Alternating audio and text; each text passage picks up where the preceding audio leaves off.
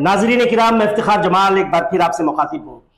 आज मैं जिस बात के लिए आपके सामने आया हूँ वो इस दौर का या फिर इस वक्त का या इस दरमियान का एक बेहतरीन मौजू रहा है। जैसा कि पिछले दिनों एक अफवाह उड़ा दी गई कि वक्फ बोर्ड रद्द कर दिया गया है आंध्र प्रदेश में, एक झूठ फैलाने की जो एक साजिश हुई थी, उस साजिश का आज पर्दा गिर गया है।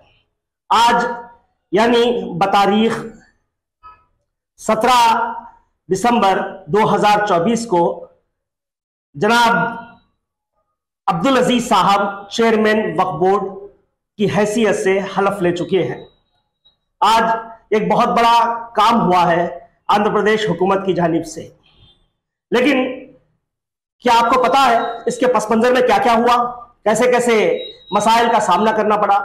6 तारीख को जीवो नंबर 77 इशू होता है और उस इशू जीवो में एक कोशिश हुकूमत आंध्र प्रदेश की और हमारे माइनॉरिटी वेलफेयर मिनिस्टर और लॉ मिनिस्टर जनाब NMD फारूक साहब ने जिस दिलजमाई से बहुत सी अपने अतराफ एक एक्सपर्ट्स की टीम्स के जरिए एक बोर्ड को तश्कील देने की उन्होंने कोशिश की, और जिसके अंदर कानूनी दाव पेचों से बचने के लिए पिछले जो इलेक्टेड मेंबर्स थे उनको उसी में रखकर एक जीवो निकाला गया।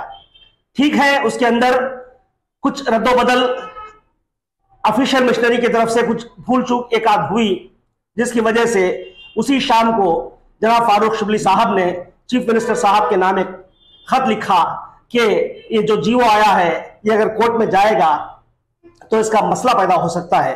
अब पूछेंगे आप फारूक शुबली साहब को इसमें क्या दिलचस्पी है।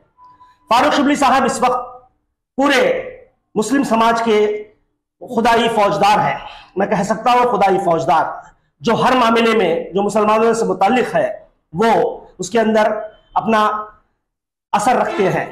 यही नहीं बल्कि हुकूक जो हमारे माइनॉरिटीज के हैं उसके लिए वो लड़ते हैं, शुरू से लड़ते आ रहे हैं। और इस वक्त क्योंकि उन्होंने पिछले इस बार की जो हुकूमत है उस हुकूमत के साथ दिया है तो उस पर पूरा हक समझते हुए इस मामले में दखल देते हैं।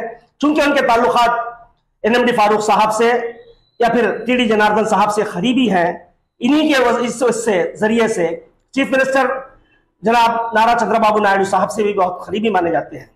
अपने उसी चीज का वो लिहाज करते हुए एक लेटर चंद्रबाबू साहब को उन्होंने 6 तारीख 12वां महीना यानी दिसंबर की 6 तारीख को एक लेटर इसी महीने की CM साहब को दिया था। तो एक एक्टिव टीम के जरिए NMD फारूक साहब ने एक ऐसा किया कि बोले आप ही लोग एक इसका मसले का हल निकालो। तो फिर शिबली साहब मैदान में उतर आए और अपने साथ औकाफ की एक एक्सपर्ट टीम को लेकर और बड़े ही अच्छे अंदाज में इस मामले को हल करके एक ऐसा जो गलतियां हुई थी उसको रद्दोबदल करते हुए एक सीधे साधे रास्ते पर, हालांकि बहुत सी साजिशें इसमें हुई हैं, बहुत से लोग नहीं चाहते थे कि यह बोर्ड चले या बोर्ड बने, लेकिन उसके बावजूद भी जो लोग बोर्ड में नहीं थे या फिर जो बोर्ड में नहीं आए हैं उन लोगों ने भी बहुत सी साजिशें की।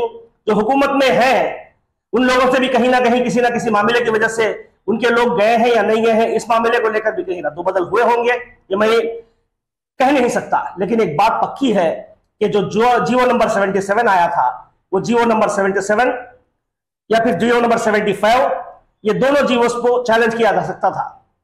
तो जीवो नंबर 77 जो आया था वो बेहतर था। जीवो नंबर 75 जो आया था उसमें तब्दीलियां थी, उसके बावजूद भी लोग कोर्ट को गए हैं। तकरीबन 11 + 6 मतलब 17 उसके ऊपर कंप्लेंट्स गई हैं, बिल डाले गए हैं।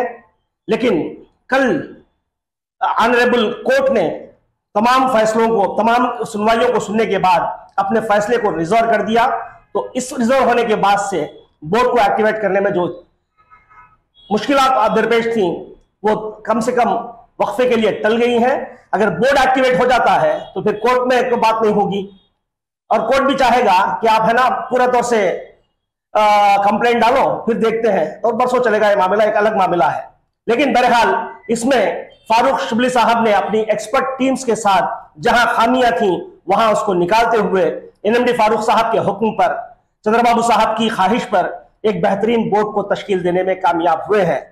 और मैं इस मौके पर हुकूमत आंध्र प्रदेश का भी शुक्रगुजार हूं, चंद्रबाबू साहब का भी